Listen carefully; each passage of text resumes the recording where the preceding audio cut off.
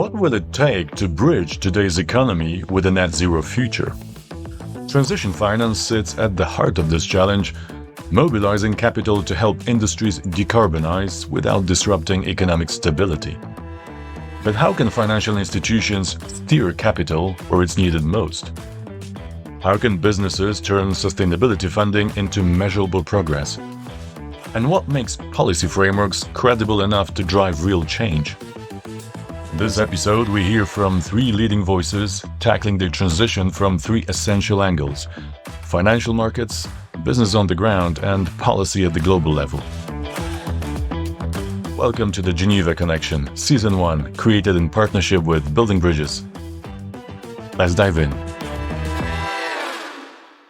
We opened the episode by setting the stage with the fundamentals of transition finance. Adrian Schatzmann, the CEO of the Asset Management Association Switzerland, explains how asset managers are mobilizing capital from primary investments to stakeholder engagement, and why clarity, scale, and credibility are key to making it work. Hi Adrian, welcome to the podcast. Transition finance plays a key role in bridging today's economy with a net zero future. Beyond that broad definition, what is its fundamental purpose and why is it so critical to achieving net zero goals? Look, sectors like energy, manufacturing, transport, they account for more than 70% of global CO2 emissions. They provide us with essential services and goods which we all need in daily life. And while they have a high emission, we cannot just stop them overnight. We have to avoid those economic shocks, otherwise also public acceptance for the transition journey towards net zero would probably massively decline. This is where transition finance comes into the game. Financing this transition, these additional costs, allows for a gradual transition towards a net zero environment, a net zero economy. If you do this transition finance, you allow companies to maintain their profitability, their viability. They continue to offer jobs, produce goods we all need, and at the same time you work towards what we all need, a net zero economy, rather sooner than later. Now, transition finance, you ask me about the definition. What is it? It has more than one leg. As an example, in the primary market, you inject fresh capital into companies to finance the additional costs that come with the transformation of the particular business. So that is very much straightforward. But most of us are invested in the secondary market, in public listed shares. And there things are a bit different. As an example, if you buy a green share and sell a brown share on the stock market, nothing's going to change in terms of CO2 emissions. The company of which you sell the share wouldn't even notice that you sell it because someone else buys it. The shares just change hands, but there is no direct impact towards achieving the net zero goal. So here we need a different instrument, and for transition finance, stewardship is probably the most powerful instrument. And what that means is you engage with companies. You, as a shareholder, you engage as a large shareholder, you seek the dialogue with those companies, and you use your weight to align a company with realistic net zero targets. In other words, you don't sell the stock, you engage. It's engagement over divestment. And the investor can then push businesses to adopt a science-based transition towards net zero and add much more impact, much more value compared to a situation where they would just sell the stock. Transition finance has several colors, several flavors, but for us, being in the financial industry and dealing with mostly in the secondary market, stewardship, engagement, these are the most powerful instruments. It's estimated that $4.5 trillion a year is needed by the early 2030s to stay on track for net zero. With such a huge investment gap, which sectors benefit the most from transition finance and where is capital mostly needed? Yeah, I agree. It's a huge amount, whether it's 4.5 trillion or 5, it's massive. And one thing is very sure, public money can't do it alone. We need private money and we need a lot of it. If you want to attract private money, you need first and foremost be able to offer attractive returns. Money goes where returns are. And I stress this because we shall not forget wealth managers, private banks, asset managers. We have a fiduciary duty. We have a duty towards our clients. It's not our money. They tell us what they want to do.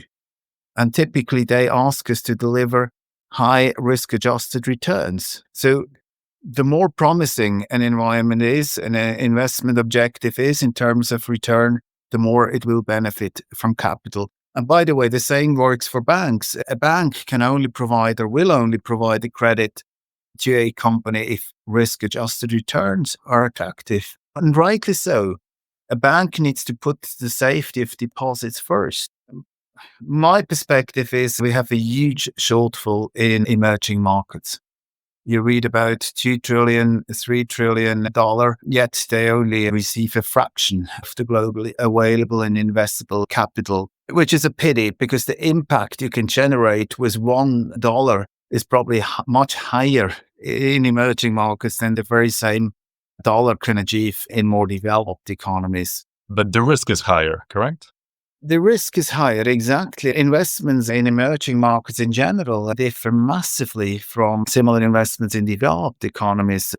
Emerging markets are associated with political, regulatory risk, currency may be an issue, volatility is higher. And these are real risks. And at the same time, we also must take into account that perception for us here in Switzerland, for example, is very different. Even if the risks were controllable, our perception of an investment in an emerging market is rather, we see it as a rather risky investment. Imagine, for example, your very own pension fund. Would they easily allocate capital towards a solar system in Mali? It's probably not the most natural investment. And these investments are not, in many cases, aligned with the risk tolerance of a pension fund or with the risk tolerance of institutional investors. That is why blended finance is such an important concept. And I know it's not yet a household name. If it's okay, I briefly lay it out. Blended finance, as it says, the term blend, combines both public, maybe philanthropic money with private money. And the trick is that if you have an investment project, I stick to the solar farm in Mali, that amounts to 100 million, the public investment covers the first loss. And this makes the project much more investable for a pension fund with a lower risk tolerance. And this combination of public and private money, to me, is one of the keys. If we want to mobilize private capital, and we have to mobilize, I agree with you, the amount is massive and we need to find ways how to do this. And if we agree on blended finance being so important, it is important that we think big. I see sometimes a blended finance project where public money amounts to 10 million or 15 million. And even if private capital makes up another 60 or 70 million, the number is by far too small to make this an industry-wide investment topic. Our industry, the financial industry in general, it builds on scale. And we rather need to talk about billions of public money if we're serious. Otherwise, we leave it as a pet project, which may be interesting for some niche players. Can you share some real-world examples of how financial institutions have helped sectors transition? What made these projects successful? It's important to remember the transition finance, the impact happens in the real economy, not in the stock market. A green portfolio doesn't mean a green economy. So we need to find ways how to strengthen this stewardship approach. And we ask for a practical example, and I'll give you one here from the asset management industry, where we launched together with the industry, asset managers and asset owners, together with Swiss Sustainable Finance. We published a Swiss stewardship code, which gives you guidance how to engage with companies and how to use your voting rights in a wise manner. The combination is essential. Engagement only works if you have a mean to sanction, and the mean to sanction, that is your voting rights. You find a lot of example in the real economy. I pick out Holcim because they're always at the forefront, and it's a bit unfair because it's the nature of their business. It comes with CO2 emissions, and we all need the products. We all need the services, so they're essential for our society. But they contribute a lot to the CO2 emissions here in Switzerland. And if you look at how they handle this, they have a strategy to capture carbon in storage. They have implemented a green finance framework, which means that they, Holcim or any of their subsidiaries, by the way, can issue senior bonds, medium-term notes, commercial papers, you name it, loans, whatever, to finance green eligible projects with a positive environmental benefit. That is very good. And the link to the Swiss Stewardship Code is that asset managers and asset owners, for that matter, they're closely following that process through engagement and stewardship. They have an instrument to sanction at annual general assembly with their voting rights if they believe that Holcim or any other company is off track and doesn't live up to its promises. With recent economic and geopolitical shifts, some companies have scaled back their decarbonization efforts. How are financial institutions adjusting their transition finance strategies to keep investments flowing and support net zero goals?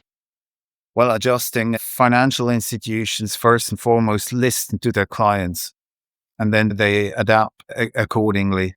Your observation is right. The overall sentiment towards sustainable finance and not just transition finance, it has changed. We hear a lot about the sustainability backlash, mostly from the US and its politics. But here in Switzerland, probably in Europe as a whole, I don't see this spilling over. I don't see it spilling over to the financial industry. And why should it? I mean, climate change doesn't just go away simply because you don't like it. The topic, unfortunately, it's here to stay. And this is what I also see across our industry here in Switzerland. The commitment to sustainable finance, it has not been questioned fundamentally. Of course, you have those who were always very skeptical, and they use now this backlash. I always told you, it's no worse. But these are some lone voices. The industry, as I see today, it remains committed, and for the very right reasons. But yes, still, we have to take this serious. The enthusiasm, if I may say so, is no longer the same as it was 3-4 years ago. I remember when I started my current role, sustainability was the big topic, and it was first and foremost considered as a huge opportunity, not only an opportunity for our industry, but an opportunity for our society. And a couple of years later, many regulations later, this enthusiasm, this positive sentiment, if we talk these days about sustainability, it's rather perceived just as another regulatory burden. And that is something we have to change. We need to bring back this positive energy into this topic. This topic is too important to leave it with regulation. Let's talk about collaboration. Institutional investors play a vital role in scaling transition finance.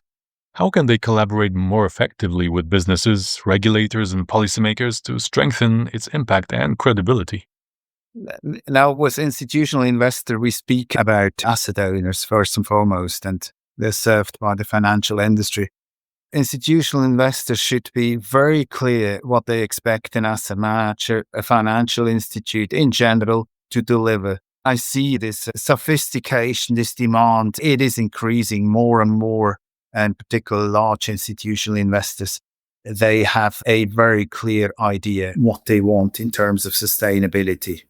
Sometimes we hear that the financial industry is not responding as fast as they can.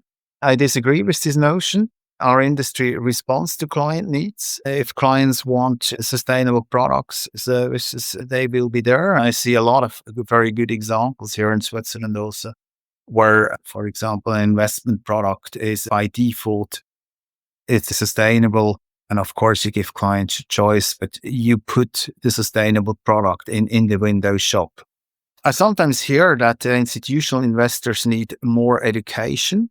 I take that point to a large extent because much of the transition finance products, they're related to the private market space. There we talk about not only more complex products, but also liquidity is a topic. And you want to make sure that you have investors who really understand what they do here, because take liquidity as an example. It's never a problem until you need it, but then it's a big problem. So this education is important. What is also important, I think, is that as an industry and together with our clients, with the whole ecosystem, we work towards a broad, ideally global standard that goes with the same definitions across products, across different jurisdictions.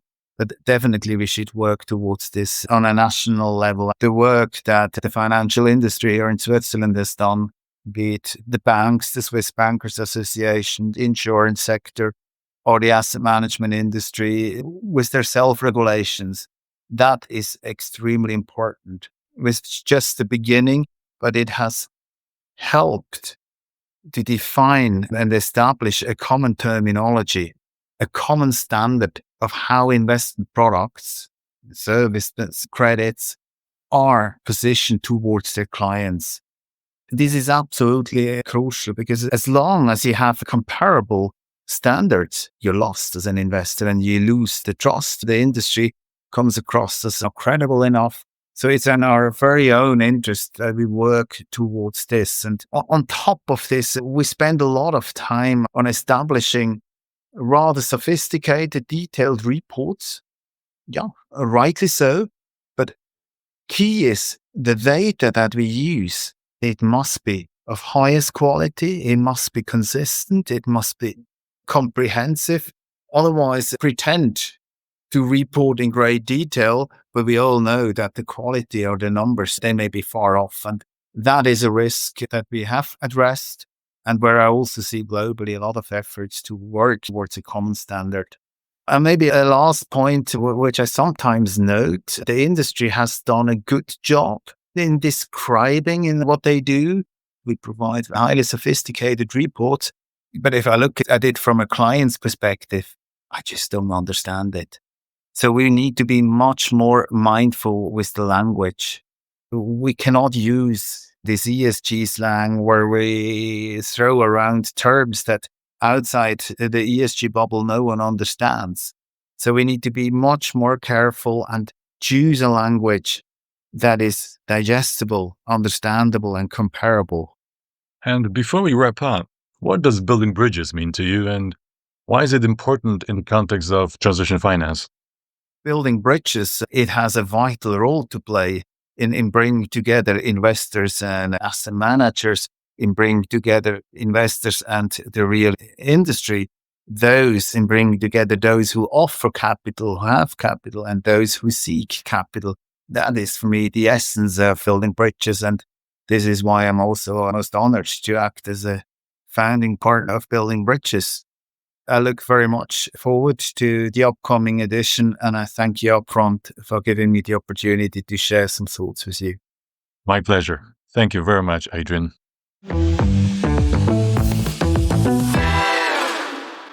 For transition finance to be truly effective, capital must translate into tangible decarbonization outcomes, particularly for corporations and SMEs. Anja Hannerz, the group head of sustainability at Nordea, explains how businesses can overcome funding barriers and align financial strategies with real impact. Hi, Anja. Welcome to the podcast. Thank you very much. We are here at Building Bridges.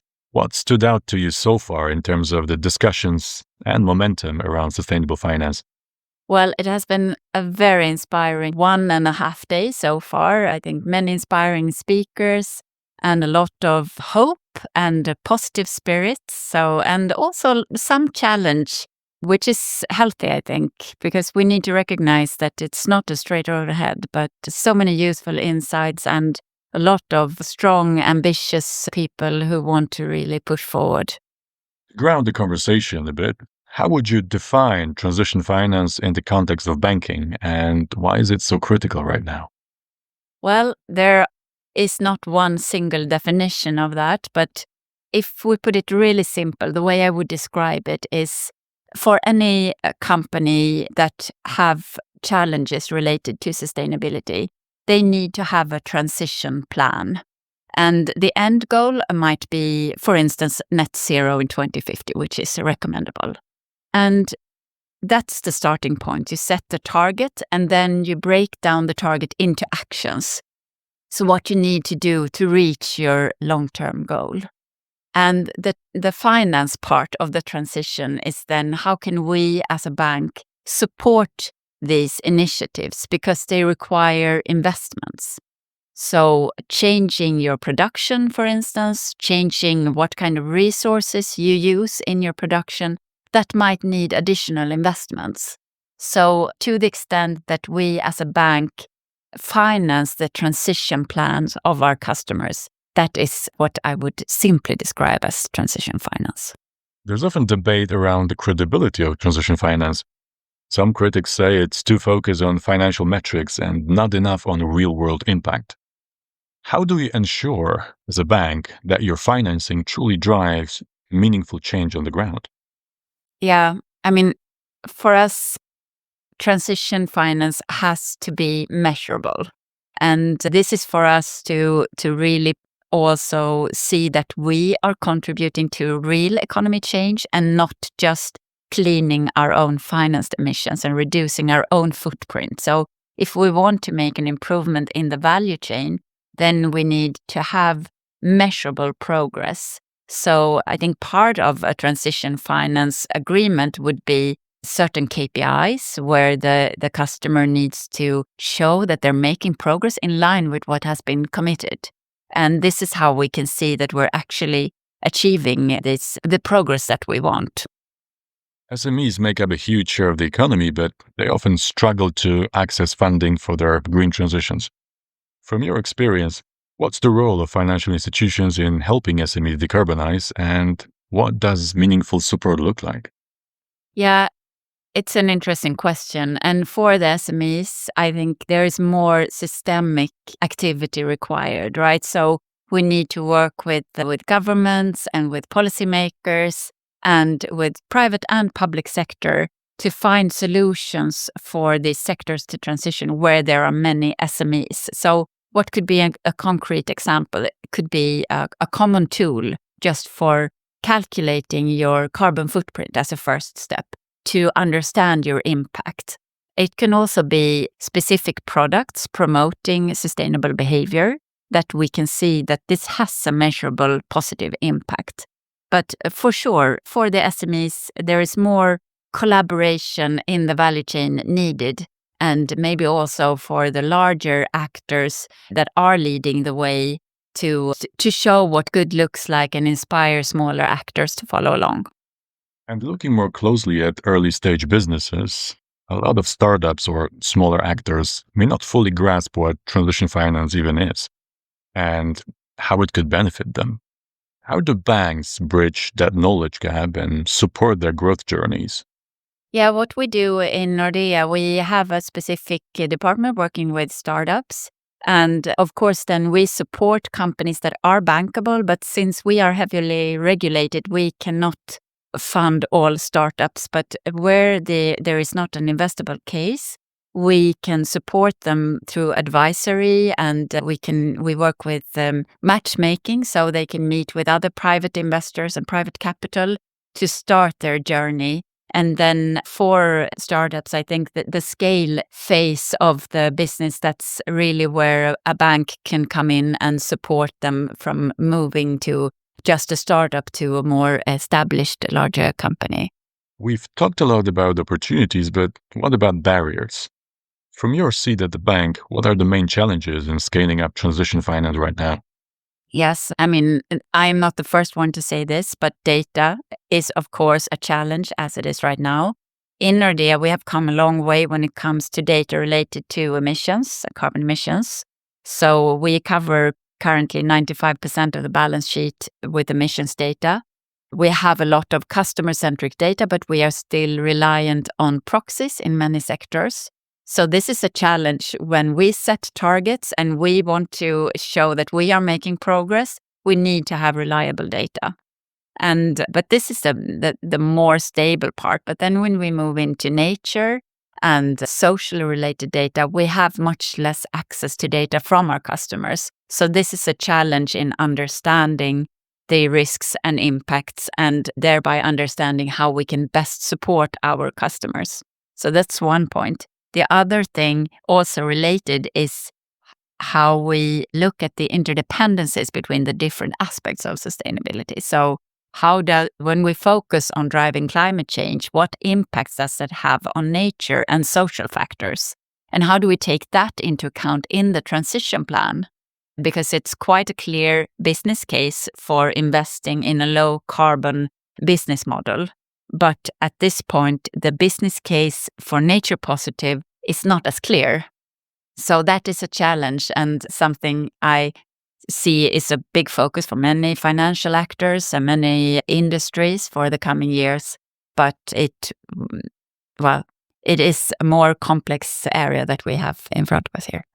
Given your vantage point at Nordea and everything you've seen at Building Bridges, how would you assess the current momentum in sustainable finance? Are there emerging risks or headwinds that financial institutions need to reckon with as they guide clients through the transition? Well, we want to remain, and I am personally still positive. Being in this conference, I've seen so many great initiatives, so many companies and financial institutions really taking the leading flag and moving forward. But I also want to say that let's not be naive about the context where we're operating right now. We're seeing some headwinds when it comes to making progress on ESG. And we need to address that towards our customers and in these discussions as well.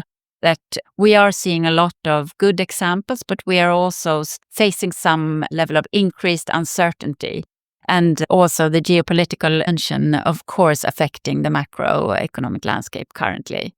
So with this said, I think it's important to recognize where we are in the transition and work from where we are and not just from a theoretic view or where we should be. So we need to really be on the ground and understand what is the challenge our customers are facing right now and how can we support them in making progress from here.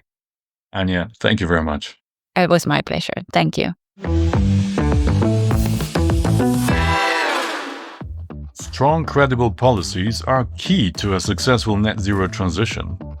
In this segment, Helena Viñes Fiestas, the chair of the EU Platform on Sustainable Finance and the co-chair of the UN Taskforce on Net Zero Policy, explains how tools like the EU taxonomy are driving capital alignment, corporate accountability, and social equity. Through vivid examples, Helena explores what makes the transition investable, just, and resilient in the face of systemic risk. Hi Helena, welcome to the podcast. Transition finance is central to helping industries adapt and align with sustainability goals, and it's a cornerstone of the EU Green Deal, which aims to mobilize 1 trillion euros for sustainable investments by 2030. How exactly does transition finance support this ambition, and which sectors should be front and center?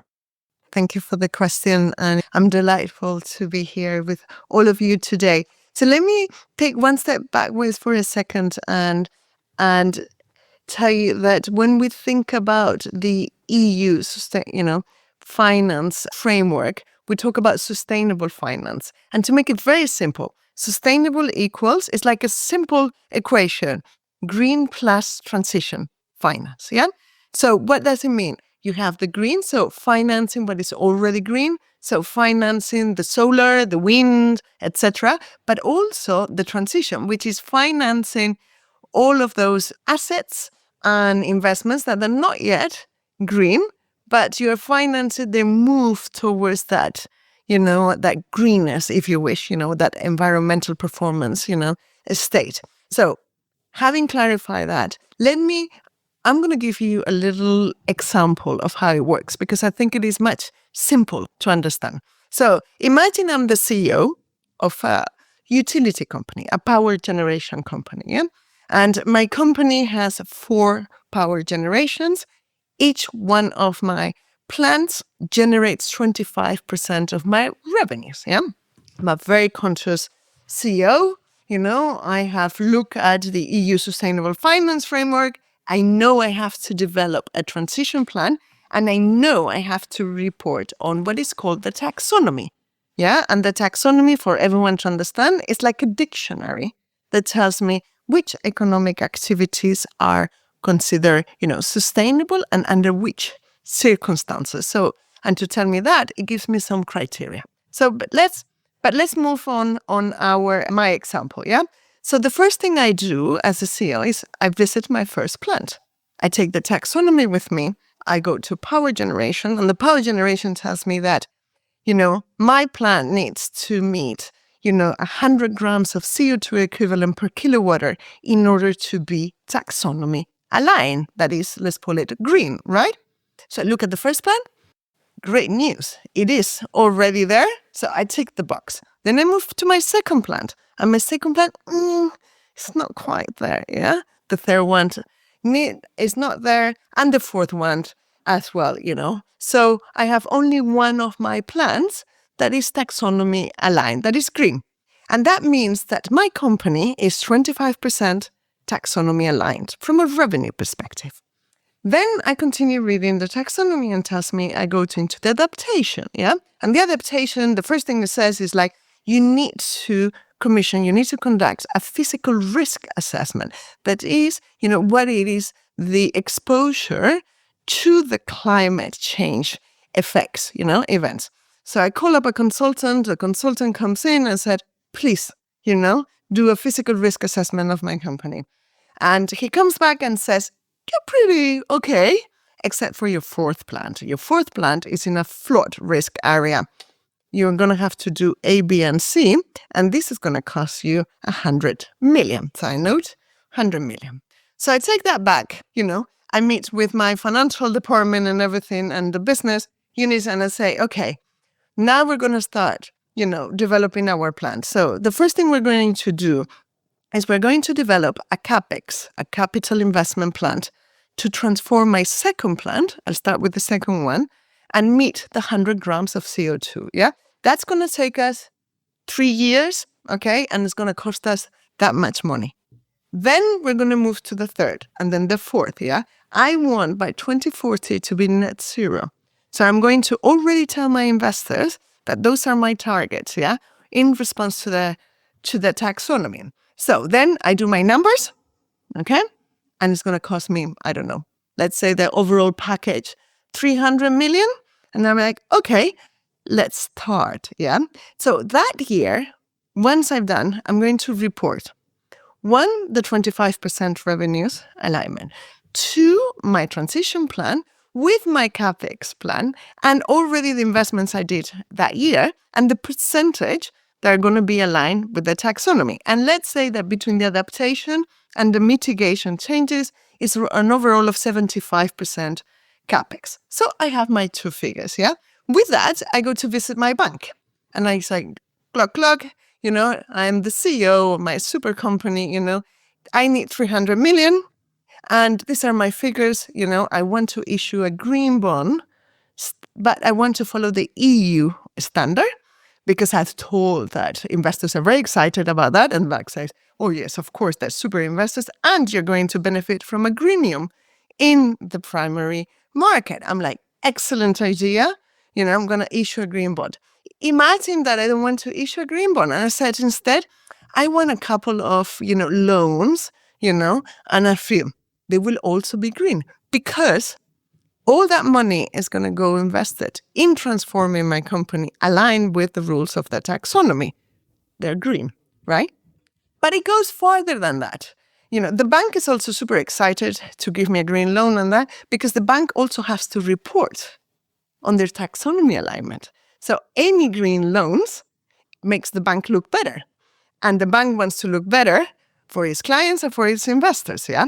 But then what is really interesting is that if I'm a public traded company, all my equities and all my general purpose bonds will have 2 figures attached to them, 25% and 75%. And those figures will be used by financial market participants to report on their portfolios and their financial products. And which financial products need to report on the taxonomy? All financial product that has an environmental characteristic or a sustainable investment goal. And you know how much that is in the European market? 56%.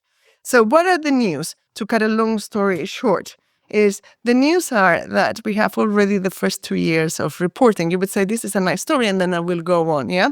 Well, like my company already, we have already 1,500 companies in Europe invested 444 billion as of the 6th of May in taxonomy aligned, mainly transport, manufacturing, and power generation. The average capex percentage of the power generation, you know what it is? 69%. And when we compare the figures from the first year to the second year, we see that there's been an increase of 16% on green revenues and 20% on green capex. And I'll finish with one last point, which is, what we are also seeing is the analysis, the correlation between taxonomy aligned and financial market performance in financial markets.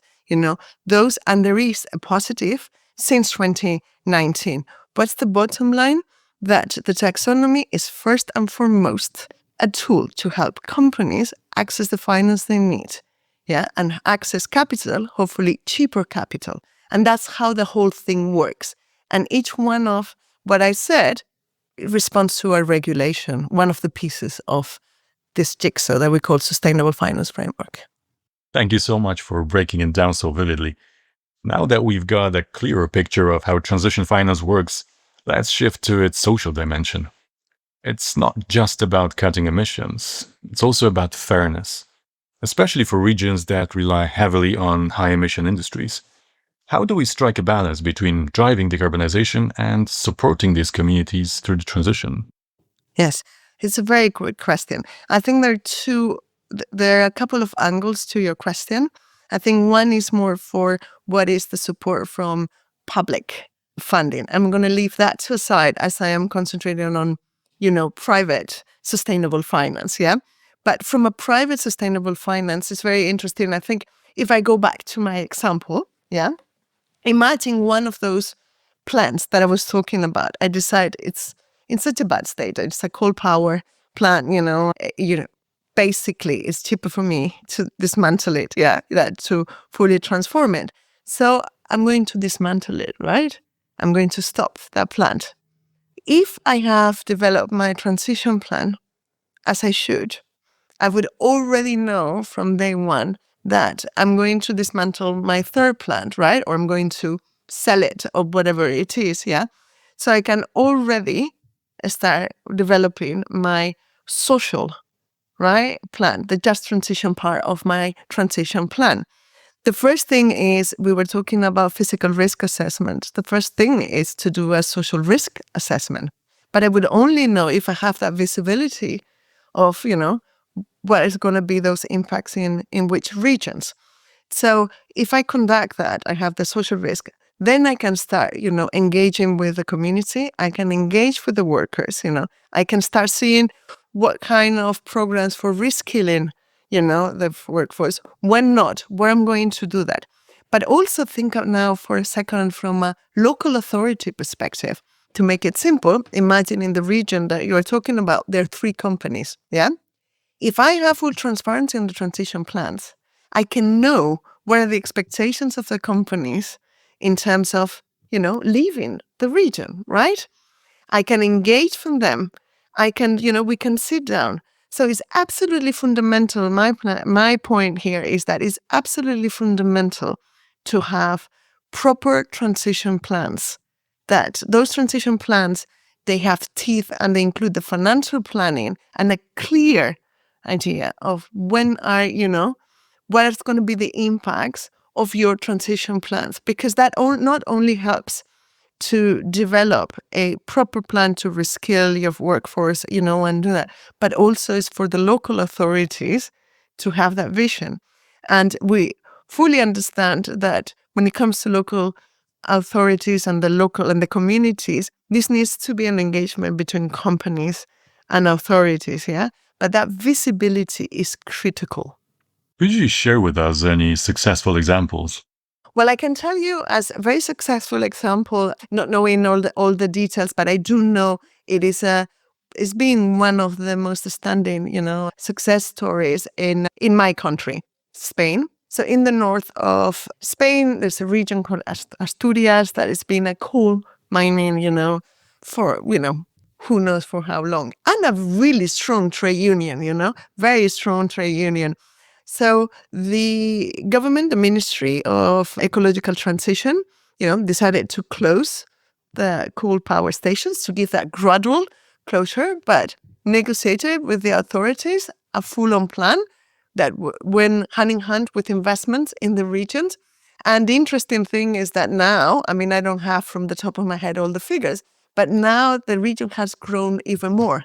Now that they have been closed, the growth has been higher because it went hand in hand with this idea of you invest and you restructure, yeah? And you provide that, sort of transform, solution moving forward.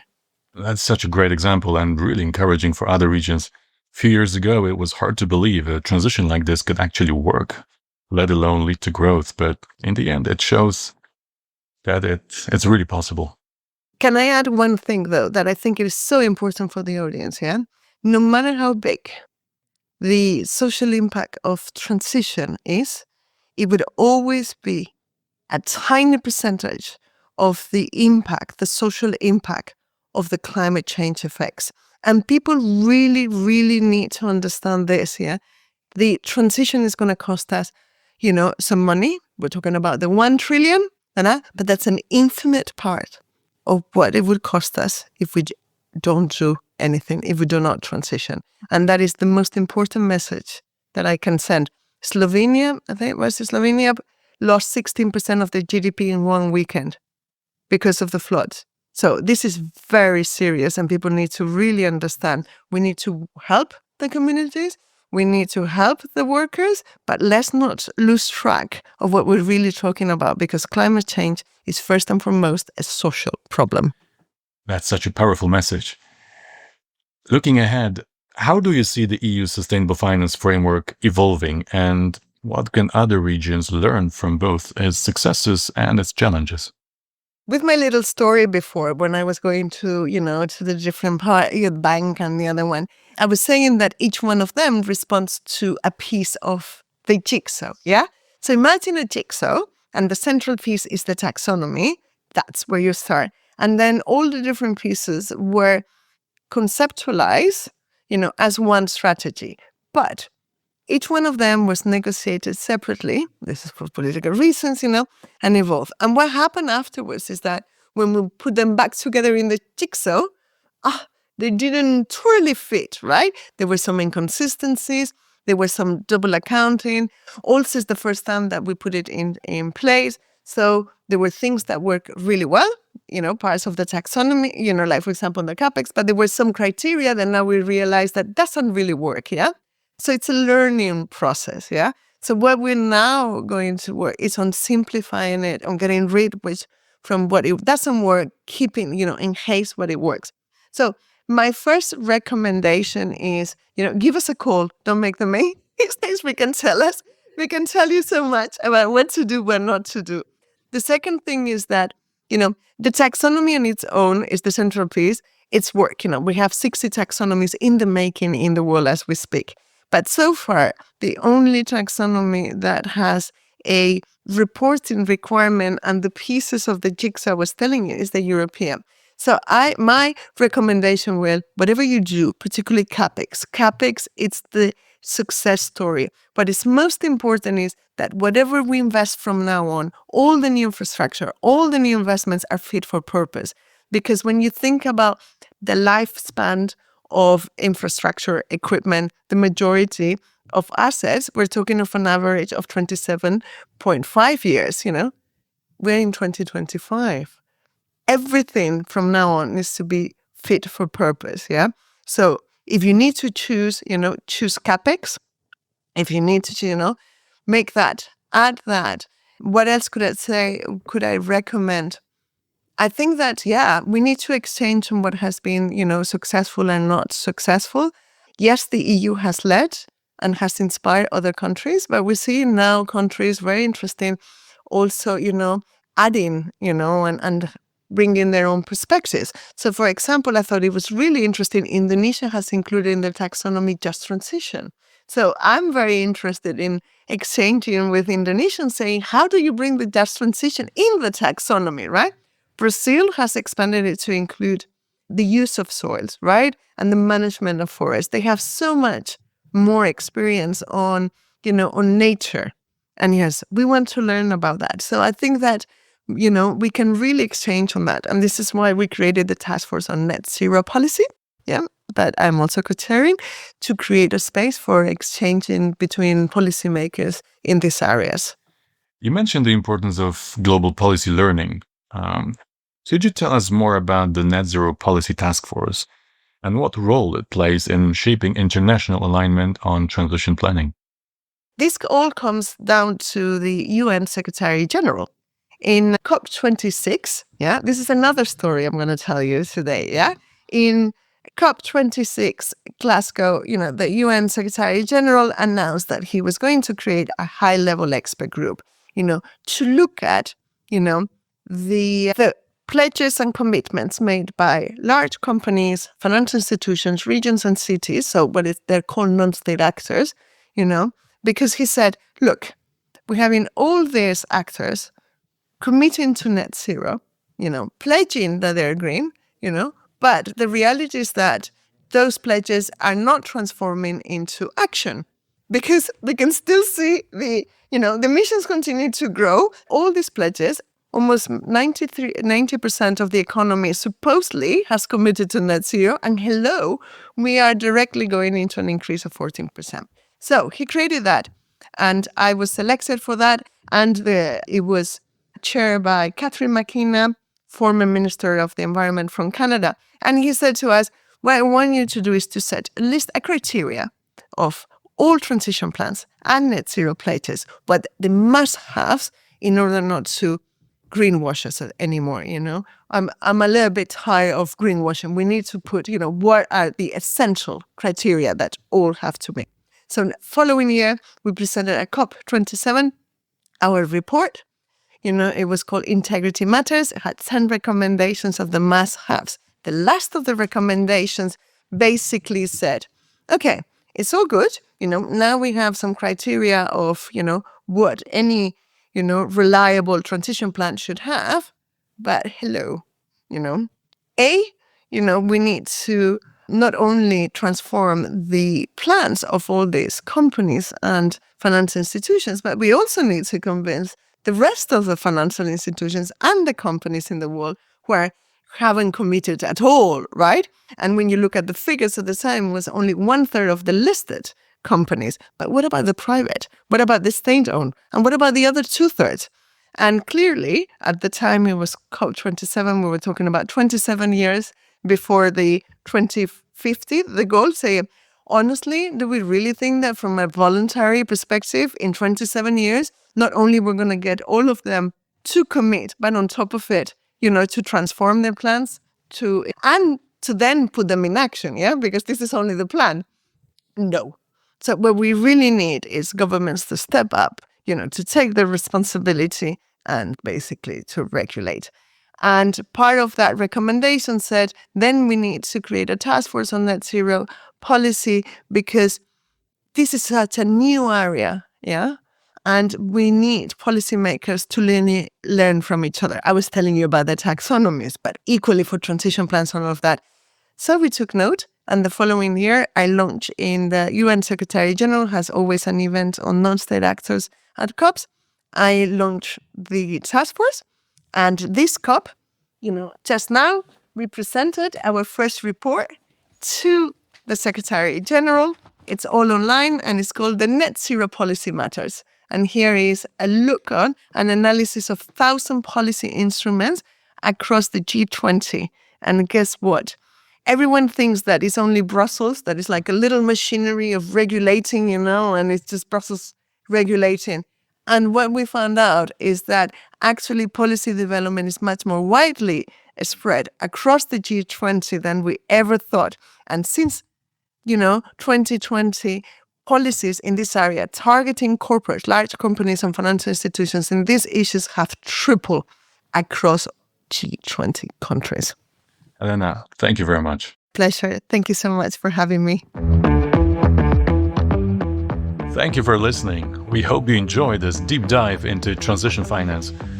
Next up, we close out the season with a powerful conversation on impact investing and how it can drive systemic change. We'll look at how investors are bringing impact into mainstream strategies, the importance of transparency and innovation, and how venture capital is backing mission-driven startups to scale practical, high-impact solutions. If you don't want to miss it, please subscribe and follow the Geneva Connection on LinkedIn for more insights. Bye for now from Geneva.